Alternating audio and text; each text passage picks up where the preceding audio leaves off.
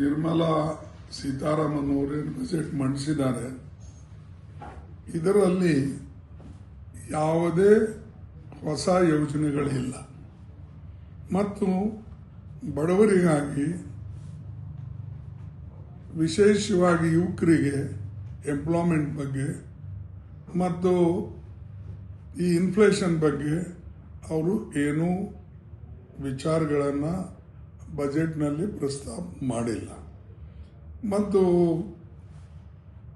ಅವರು ವಿಶೇಷವಾಗಿ ಏನು ಹೋದ ಸಲ ಎಜುಕೇಷನ್ ಆಗಲಿ, ಸೋಷಿಯಲ್ ಜಸ್ಟಿಸ್ ಆಗಲಿ, ಟ್ರೈಬಲ್ ಅಫೇರ್ಸ್ ಆಗಲಿ, ಮೈನಾರಿಟಿ ಅಫೇರ್ಸ್ ಆಗಲಿ, ಇದಕ್ಕೇನು ಹಣ ಇಟ್ಟಿದ್ರು ಆ ಹಣ ಇವರು ಖರ್ಚು ಮಾಡಿಲ್ಲ. ಈಗ ಉದಾಹರಣೆಗೆ ನಾನು ಹೇಳ್ತೀನಿ, ಎಜುಕೇಷನ್ನಲ್ಲಿ 13,000 ಕೋಟಿ ರೂಪಾಯಿ ಖರ್ಚಾಗಿಲ್ಲ ಅಲೋಕೇಟ್ನಲ್ಲಿ. ಆಮೇಲೆ ಸೋಷಿಯಲ್ ಜಸ್ಟಿಸ್ನಲ್ಲಿ ಸಾಮಾಜಿಕ ನ್ಯಾಯದ ಏನು ಎಂಪವರ್ಮೆಂಟ್ ಇದೆ ಅದರಲ್ಲಿ 2,242 ಕೋಟಿ ರೂಪಾಯಿ ಖರ್ಚಾಗಿಲ್ಲ. ಟ್ರೈಬಲ್ ಅಫೇರ್ಸ್ನಲ್ಲಿ 4,101 ಕೋಟಿ ರೂಪಾಯಿ ಅದರಲ್ಲಿಯೂ ಖರ್ಚಾಗಿಲ್ಲ. ಮೈನಾರಿಟಿ ಅಫೇರ್ಸ್ 1,190 ಕೋಟಿ ರೂಪಾಯಿ ಖರ್ಚಾಗಿಲ್ಲ. ಅಂದರೆ ಎಲ್ಲೆಲ್ಲಿ ಬಡವರ ಕಾರ್ಯಕ್ರಮಗಳಿವೆ, ಎಜುಕೇಷನ್ ಇಡೀ ದೇಶದಲ್ಲಿ ಎಲ್ಲ ವಿದ್ಯಾರ್ಥಿಗಳಿಗೆ, ಎಲ್ಲ ಬಡ ಮಕ್ಕಳಿಗೆ ಅವರಿಗೆ ಅನುಕೂಲ ಆಗ್ತಕ್ಕಂಥದ್ದು, ಅದಕ್ಕೆ ಈ ವರ್ಷ ಬಜೆಟ್ನಲ್ಲೂ ಕಡಿಮೆ ಮಾಡಿದ್ದಾರೆ. ಹೋದ ಸಲ ಇದ್ದ ಬಜೆಟ್ನಲ್ಲೂ ಕೂಡ 13,000 ಕೋಟಿ ರೂಪಾಯಿ ಖರ್ಚು ಮಾಡಿಲ್ಲ. ಸಾಮಾಜಿಕ ನ್ಯಾಯ ಅಂದರೆ ಬಡವರಿಗೆ ವಿಶೇಷವಾಗಿ ಖರ್ಚು ಮಾಡ್ತಕ್ಕಂಥದ್ದು, ಹೆಚ್ಚಿನ ಮಾಡ್ತಕ್ಕಂಥದ್ದು ಬಿಡಿ, ಆದರೆ ಇದ್ದಂಥ ಹಣನೂ ಕೂಡ ಅವರು ಖರ್ಚು ಮಾಡಿಲ್ಲ. ಹೀಗೆ ಟ್ರೈಬಲ್ ಅವರಿಗೆ, ಅದೇ ರೀತಿಯಾಗಿ ಮೈನಾರಿಟಿದವರಿಗೆ.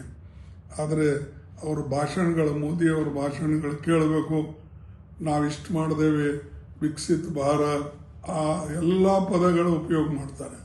ಆದರೆ ಇಲ್ಲಿ ಅವರ ಬಜೆಟ್ನಲ್ಲಿ ಏನು ತೋರಿಸ್ತಾ ಇದೆ, ಇದು ಎಕನಾಮಿಕ್ ಸರ್ವೆ ಹಿಡ್ಕೊಂಡು ಈಗ ಇಟ್ಟಂಥ ಬಜೆಟ್, ಇದು ಎಲ್ಲ ನಾವು ನೋಡಿದಾಗ ಇವರಿಗೆ ಯಾವ ಇಂಟ್ರೆಸ್ಟು ಬಡವರ ಬಗ್ಗೆ ಇಲ್ಲ, ಕಾಳಜಿ ಇಲ್ಲ.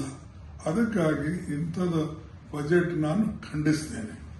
ಮತ್ತು ಇನ್ನೊಂದು ವಿಶೇಷ ಏನಂದರೆ, ದೊಡ್ಡ ದೊಡ್ಡ ಪಬ್ಲಿಕ್ ಸೆಕ್ಟರ್ಗಳ ಕಾಪಾಡೋದು ಬಿಟ್ಟು ಆ ಪಬ್ಲಿಕ್ ಸೆಕ್ಟರ್ಸ್ ಅನ್ನ ಡಿಸ್ಇನ್ವೆಸ್ಟ್ಮೆಂಟ್ ಮಾಡಿ 80,000 ಕೋಟಿ ರೂಪಾಯಿ ಸಂಪಾದನೆ ಮಾಡೋದು ಅವ್ರ ಪ್ರಯತ್ನ ಇದೆ, ನಮ್ಮ ಪ್ರಯತ್ನ ಇದೆ ಅಂತ ಅವರು ಓಪನ್ಲಿ ಹೇಳಿದ್ದಾರೆ. ಅಂದರೆ 80,000 ಕೋಟಿ ರೂಪಾಯಿಗೆ ಯಾವ್ಯಾವ ನೀವು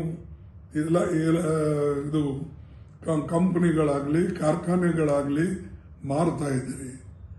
ಇದರಿಂದ ಹಿಂದೆ ನಾವು ಏನು UPA ಗವರ್ಮೆಂಟ್ ಇರಲಿ, ಕಾಂಗ್ರೆಸ್ ಗವರ್ಮೆಂಟ್ ಏನು ಸಂಪಾದನೆ ಮಾಡಿತ್ತು, ಏನು ಇವೆಲ್ಲ ಕಾರ್ಖಾನೆಗಳನ್ನ ನಾವು ಬಡವರಿಗಾಗಿ ಎಂಪ್ಲಾಯ್ಮೆಂಟ್ ಕೊಡೋಕ್ಕೆ ಅಥವಾ ದೇಶದಲ್ಲಿ ಉತ್ಪಾದನೆ ಮಾಡೋಕ್ಕೆ ಏನು ನಾವು ಕಾರ್ಖಾನೆಗಳು ತೆಗೆದಿದ್ದೇವೆ, ಅದು ಇವರು ಮುಚ್ಚಿಕೊಂಡು ಹೋಗ್ತಾ ಇದ್ದಾರೆ. ಅದು ಅವರು ಮಾರಿ 80,000 ಕೋಟಿ ರೂಪಾಯಿ ಇವತ್ತು ಇದು ಮಾಡ್ತಾ ಇದ್ದಾರೆ.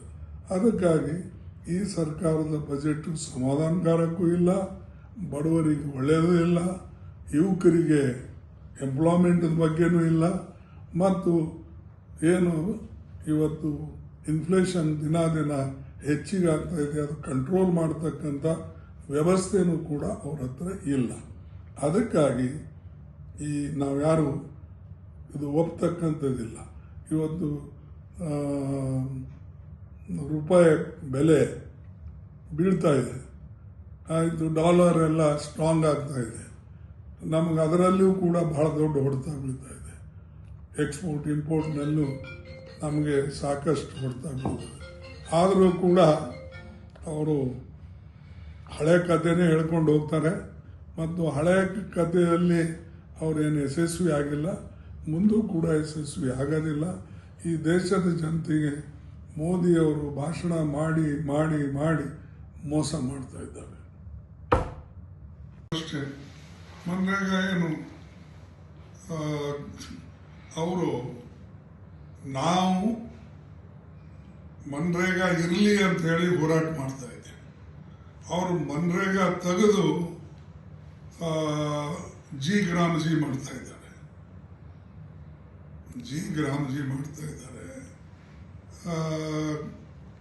ಅದರಲ್ಲಿ ಎಷ್ಟು ಬಡವರಿಗೆ ತೊಂದರೆ ಇದೆ ಅನ್ನೋದು ಎಲ್ಲರಿಗೂ ನಾವು ತಿಳಿಸಿ ಮೊದಲೇ ಹೇಳಿದ್ದೇವೆ, ಈಗೂ ಹೇಳ್ತೇವೆ.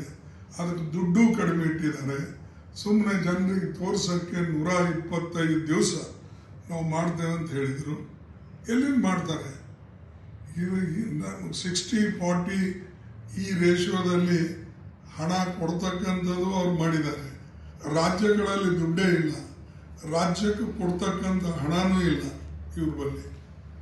ಅದರಲ್ಲಿ ಈ ನಮ್ಮ ಮನ್ರೇಗಾಕ್ಕೆ ಅದರ ಕೊಲೆ ಮಾಡಬೇಕು ಮತ್ತು ಅದು ಏನು ರೈಟ್ ಇತ್ತು, ಅಧಿಕಾರ ಇತ್ತು, ಅದನ್ನು ಕಸ್ಕೊಂಡು ಬಡವರಿಗೆ ಅವರು ಗುಲಾಮರಾಗಿ ಮಾಡಬೇಕು ಅಂತಕ್ಕಂಥ ಅವ್ರ ನೀತಿ ಇದೆ.